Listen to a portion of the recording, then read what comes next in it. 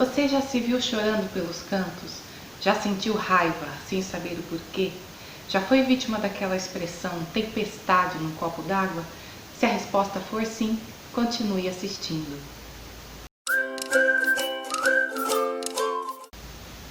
Olá, meu nome é Ana Paula Blum, sou aspirante em psicanálise, aí para quem não me conhece, apaixonada pelo tema parentalidade consciente.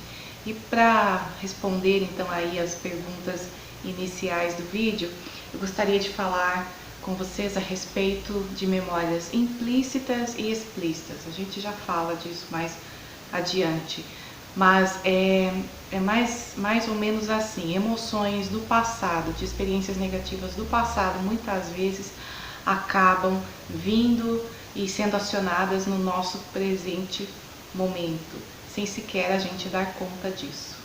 Isso porque, quando nos tornamos pais, muitas sensações da nossa infância são desengatilhadas, ocasionando muitas vezes atos que juramos um dia que nunca iríamos fazer.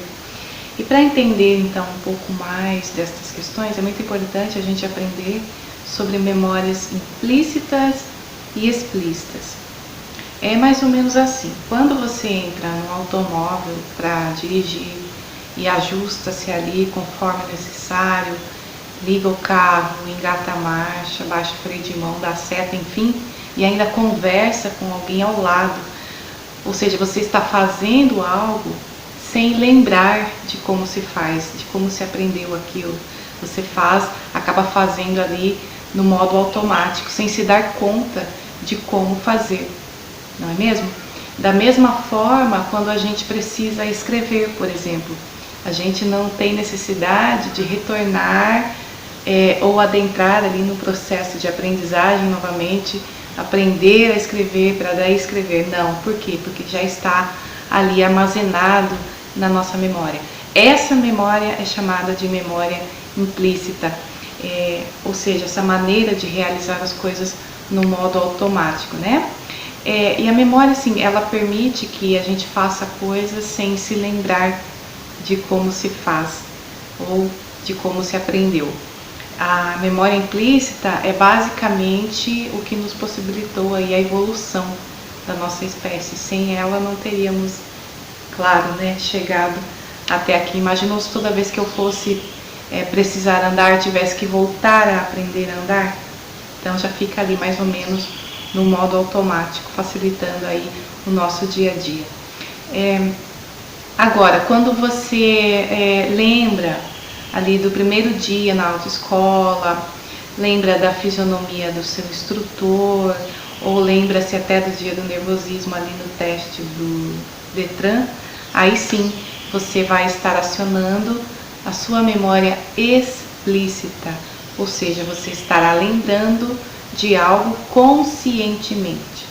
A memória implícita, você se lembra, ou seja, o cérebro traz aquelas emoções, aquelas memórias, sensações de forma inconsciente, ou seja, você não terá consciência daquilo que está acontecendo ou daquilo que você estará ali sentindo. E assim, é extremamente importante a gente entender sobre memórias implícitas e explícitas se quisermos o nosso bem e o bem de nossos filhos. A partir do momento que passamos a entender claramente sobre memórias implícitas e explícitas, podemos então oferecer a nossos filhos a oportunidade que eles precisam para crescer, amadurecer e lidar com questões difíceis da vida, por exemplo. As memórias implícitas, elas iniciam assim que nascemos. Elas são, claro, codificadas ali ao longo da nossa vida, porém nos primeiros 18 meses codificamos apenas implicitamente.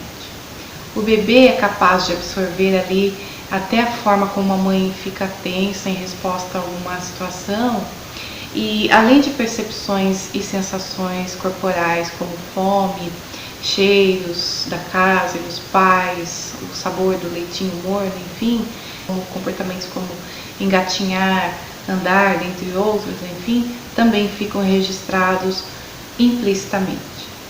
E então, voltando à fala do início deste vídeo, se você anda chorando pelos cantos, respondendo exageradamente a algum tipo de situação na sua vida presente, poderá ser que alguma memória implícita está sendo ativada sem que você se dê conta disso.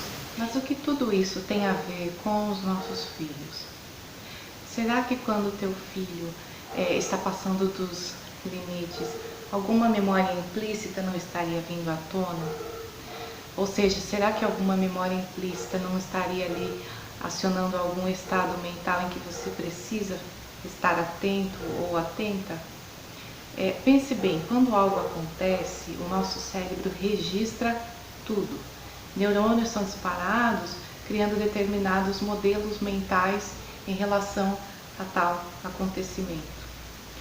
Outro sim, é extremamente importante identificarmos as fases da infância para entender o funcionamento do cérebro, para saber se de repente não estamos esperando demais desta criança aquilo que ela ainda não está preparada para nos dar.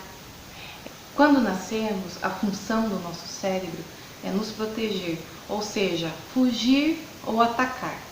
Se não fosse isso, os homens da caverna não teriam sobrevivido, afinal teriam sido mortos pelos animais da selva. Mas afinal, o que resta a nós, adultos, é compreender que reações de ataque nas crianças fazem parte da defesa biológica do organismo. É claro que isso não justifica comportamentos infantis inadequados, mas explica o porquê que tudo isso acontece, não é mesmo? É aí que entram então as ações dos pais e para ensinar então este novo ser de que afinal não estamos mais na selva, somos seres sociais, ou seja, não precisamos fugir ou atacar para sobrevivermos. Pelo contrário, somos seres extremamente conectados uns aos outros, ou seja, precisamos de outros cérebros para evoluir. Isso é muito interessante. E por isso devemos aprender a conviver harmoniosamente, amando e sendo amado, respeitando e sendo respeitado. Por hora, então, é isso que eu gostaria de falar aqui com vocês. Se você for um apaixonado aí pela família, pela visão sistêmica, convido você a refletir sobre tudo isso que eu te disse. Isso é muito importante. Escreva e registre aí com as suas palavras, que é assim que a gente aprende, afinal. Tá bom? Se você gostou, compartilha, dá seu like e espero você na semana que vem. Até lá!